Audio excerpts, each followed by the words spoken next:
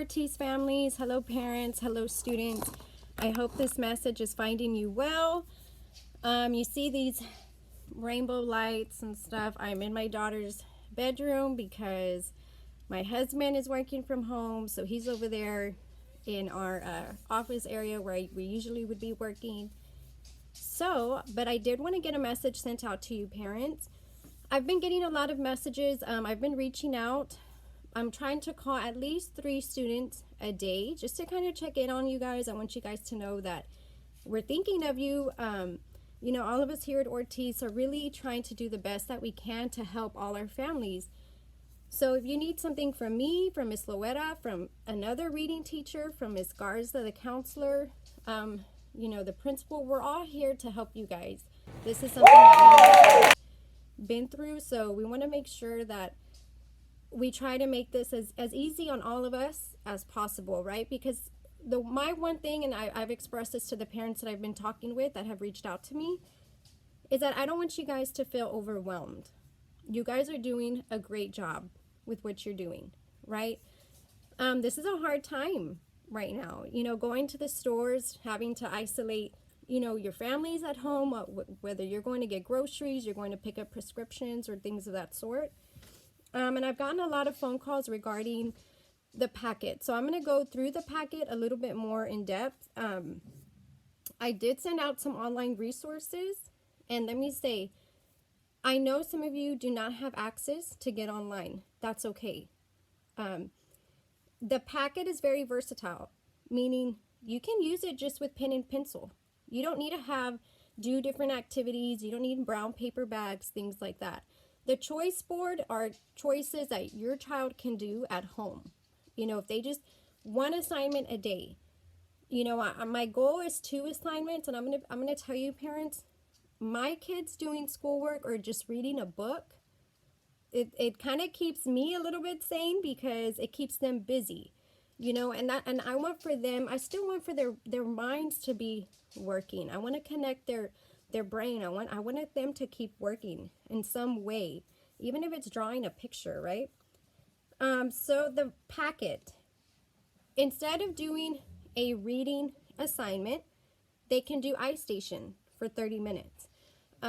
Instead of doing a math assignment, they can do Think Through Math. Now, if you can't get online at all, if your child can't get, connected to internet, if you don't, maybe you have 3 kids and only 1 phone, that's okay. That's understandable. So they can just use the packet to, pencil and paper. One thing that I did think was interesting is for the writing, there's different writing topics.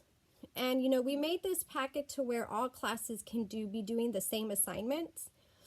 I did think in this time, because of what we're going through is so rare, it's different. I have some students that are submitting journal entries to me about this pandemic, what they're hearing on the news, and I kind of think that I kind of put something together that instead of looking at different writing topics, maybe having everybody in my class write about the same topic. Write 3 sentences a day. And it's not so much parents where you have to sit and kind of micromanage, right? Because this is what they would do in the classroom. As long as they have a pencil and paper, they're good. This is what they would do in the classroom. Students, we would do quick writes. So I actually put together, this is going to mimic, I'm going to send it out on DOJO, and I can email it. I can text it to your phone. Let's see if I can. So this is called I Survived the Coronavirus Pandemic, and it's kind of like the I Survived chapter books that I had in my library. I know a lot of students were familiar with them. They were able to get them from my library. And this is just kind of telling you, like, let me see. Let me click somewhere here. This is kind of hard using my laptop and my iPad to do these things.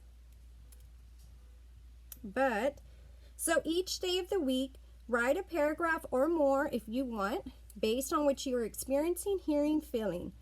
And each prompt, every new paragraph for each new day can be considered a new chapter. And I've kind of put the prompts there to help lead the students. Chapter 1. When I first heard about the coronavirus, I put some little leading sentences here, some thinking stems, so they know how to answer these questions. This right here, they could just answer in complete sentences, and there's a paragraph. And parents, this does not have to be done every day. Even if it's 2 journal entries a week. I know some of you guys are working till 7 o'clock. I know you and your spouse are working.